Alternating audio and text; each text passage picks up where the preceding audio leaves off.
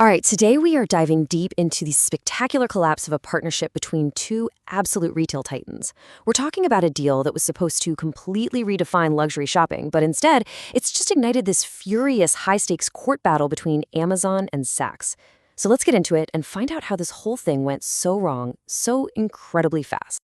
It really all kicks off with this one, just devastating line, in a court filing. Amazon. Yeah, that Amazon, one of the most powerful companies on the planet, just comes out and declares a massive investment completely worthless. This single sentence, it's pretty much the spark that lit the entire fire. And this is the price tag on that worthless investment. We're talking nearly $500 million. $475 million. That is how much cash Amazon poured into this deal with SAKS, only to watch it, poof, completely evaporate. Which, brings us to the big mystery here. Right. This is the question at the absolute heart of all of this. I mean, a deal with this much money, this much potential, it doesn't just fail, it implodes. And to really understand the explosion, we've got to go all the way back to the beginning. So, to get why they're at war now, we have to look at how the alliance started. Let's rewind the clock. Just over a year ago, back when this whole ambitious retail empire was first dreamed up. So picture this, it's late 2024. The famous luxury department store, SAKS, makes a huge move. They acquire their main competitor, Neiman Marcus. But hey, to pull off a deal that massive for $2.7 billion, you need a partner with some seriously deep pockets. And enter Amazon. And on paper, this thing looks like the perfect marriage. You had old world luxury meets new world tech. SAKS got that massive cash injection and basically the keys to Amazon's entire logistical kingdom. And what did Amazon get? Well, they got a golden ticket into the high-margin world of luxury goods and a much stronger physical retail presence. It was a deal that was really designed to reshape the entire industry. And this wasn't just some simple investment, okay?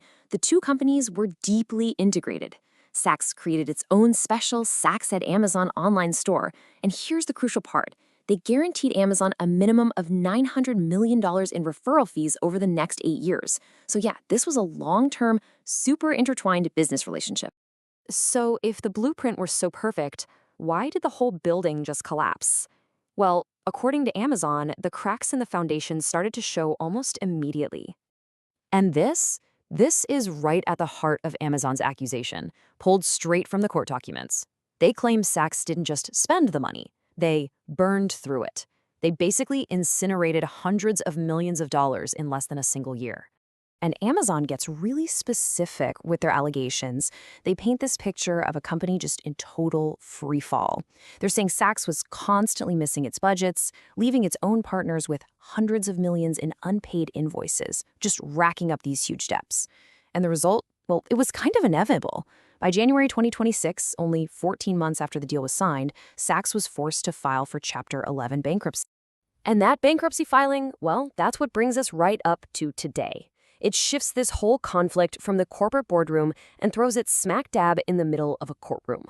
Now, to avoid a complete corporate death, having to sell off its stores, its inventory, absolutely everything, SAKS managed to secure a financial lifeline, a huge new loan of $1.75 billion. This is the cash they desperately need to keep the lights on while they try to restructure the whole business. Okay, so why is Amazon so furious about SAKS getting this lifeline loan? This slide breaks it all down. Basically, think of it like a line to get repaid. When SAKS takes on this new $1.75 billion loan, the new lenders who provided that cash get to jump to the very front of the line to get paid back. And what does that do? It pushes Amazon, one of the original investors, all the way to the back of the line, which dramatically reduces their chances of ever getting their money back.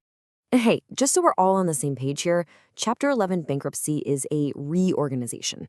The goal isn't to kill the company. It's to give it legal protection from its creditors so it has some breathing room to figure out a way to survive. But how it reorganizes, well, that's what this whole fight is about. Because, see, Amazon isn't just objecting to this new financing plan. Oh no, they are threatening to escalate things significantly if they don't get their way. And this right here is where Amazon really puts its cards on the table. Drastic remedies. That is not a friendly suggestion. It's a threat. It's signaling to both SAKS and the court that they are more than willing to take this fight to a whole new level. So what does drastic actually mean in this context?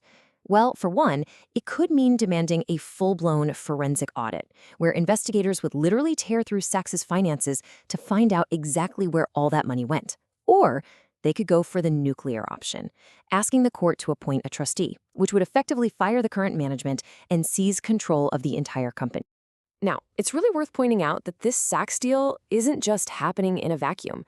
It's actually part of a much broader Amazon strategy of taking big stakes in other companies, kind of like its growing investment in Grubhub. It shows a pattern of Amazon trying to expand its influence through these partnerships. But yeah, the SAKS deal has very clearly become the problem child of that strategy. And all of this leaves us with the ultimate question. Are Amazon's threats really a righteous quest to expose mismanagement, or are they just the brutal tactics of a corporate giant that took a huge gamble and lost? This case is so much more than a business dispute. It's a huge warning sign about what can happen when the ambitions of big tech collide with the tough realities of traditional retail, and the future doesn't go according to plan.